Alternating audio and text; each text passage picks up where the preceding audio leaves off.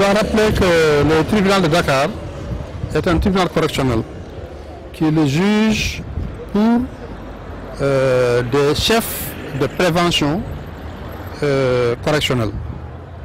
Alors que la cour d'Abuja est une cour communautaire qui statue sur des questions de violation des droits de l'homme. Donc c'est parce que nous avons estimé qu'il y a eu des violations répétées des droits de notre client, M.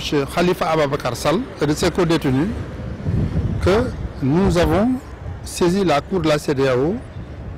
Et pour vous donner quelques illustrations, rappelez-vous qu'au début de la procédure, alors que le règlement 5 de l'UMOA prévoit la présence de l'avocat dès l'interpellation, cela lui a été refusé.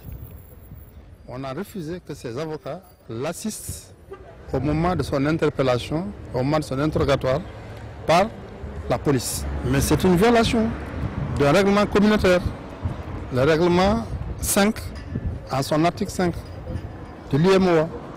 Deuxième violation constatée, c'est celle de son immunité parlementaire. Alors qu'il a été élu député, à la suite des élections du 31 juillet, je pense, si je ne m'abuse, 2017, et que tant la Constitution que le règlement intérieur prévoit que le député jouit de l'immunité parlementaire, et ce, à compter de la proclamation des résultats, le procureur a refusé d'en tirer les conséquences. Il a nié l'existence de cette immunité parlementaire avant de se raviser par la suite et de saisir l'Assemblée nationale au fin de lever de cette même immunité parlementaire qui était niée. Et troisième déni de justice ou violation de droit, c'est lorsque il a offert de consigner les montants qu'on l'accuse d'avoir détournés. Il a offert de consigner et son offre de consignation a été rejetée. On a dit qu'il doit consigner de l'argent frais, il doit consigner en espèces.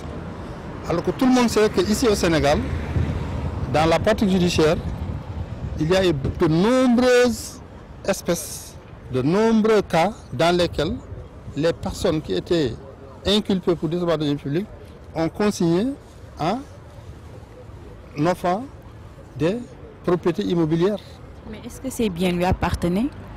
Non, ce n'est pas ça l'important. Il y a des biens qui lui appartiennent, il y a d'autres qui appartiennent à ses amis, mais qui ont accepté de les mettre à sa disposition.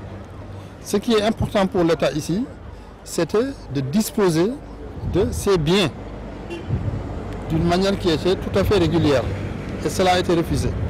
Donc c'est dire qu'il a fait l'objet d'un traitement qui est un traitement discriminatoire. On lui a appliqué la loi en lui refusant ses droits. Et c'est pour cela que la Cour de la CEDEAO a été saisie et les juridictions sénégalaises ne statuent pas pour la violation les violations en matière de droits de l'homme. Ce que vous devez savoir, c'est que le Sénégal est signataire du traité de la CEDEAO. Et c'est en vertu donc de ce traité de la CEDEAO que la Cour de justice de la CEDEAO a été mise en place et a été installée à Abuja. Et comme le rappelle la Constitution sénégalaise, ou comme le dispose la Constitution sénégalaise, un traité international ou une convention internationale régulièrement ratifiée a une valeur supérieure à la loi interne. Donc ce qui veut dire que le traité de la CEDEAO prime sur les textes nationaux.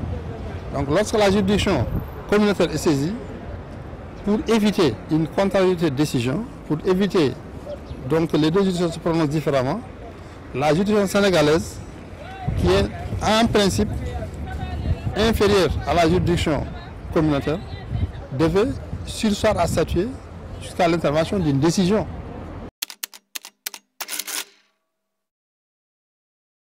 C'est un procès d'intention. Khalifa Sall, il ne fait qu'exercer des droits que la réglementation, aussi bien nationale, internationale, met à sa disposition. Lui-même, il n'a pas fabriqué ces textes de loi dont il se sert. c'est le législateur communautaire, le législateur national qui ont élaboré ces textes. Et ces textes, quand ils peuvent lui bénéficier, mais ils s'en servent. C'est tout ce qui a été fait.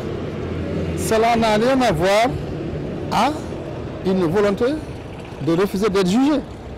D'ailleurs, le problème, ici, ce n'est pas le refus par Khalifa Sall d'être jugé, mais c'est la volonté de l'État de lui juger alors qu'il n'existe aucune infraction qu'on peut lui reprocher. C'est ça qui pose problème. Et non le contraire. Il n'a commis aucun délit, il n'a commis aucune infraction, il ne devait pas être en prison.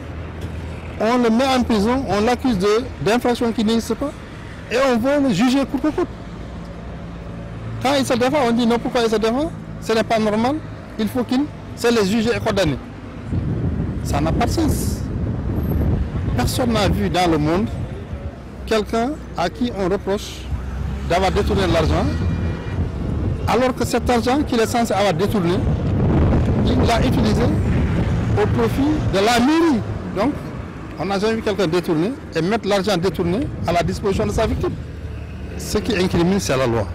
Vous savez, pour qu'il y ait une infraction, il faut d'abord une loi qui punit un fait, il faut que ce fait soit commis et il faut qu'il soit commis intentionnellement, volontairement. Donc, il faut 3 éléments constitutifs d'une infraction. Dans le cas de Khalifa Sall, on l'accuse d'avoir détourné l'argent en groupe et en se servant de fausses pièces. Or, il se trouve que quand vous détournez l'argent, normalement vous le détournez pour votre profit personnel ou pour le profit de vos amis ou de votre famille. Or, l'argent dont on parle, c'est d'abord l'argent de la mairie et cet argent a été utilisé pour les missions de la mairie. Donc voilà un détournement dans lequel le détourneur utilise l'argent au profit de la victime qui est la mairie. C'est un non-sens total. C'est de cela qu'il s'agit ici aujourd'hui.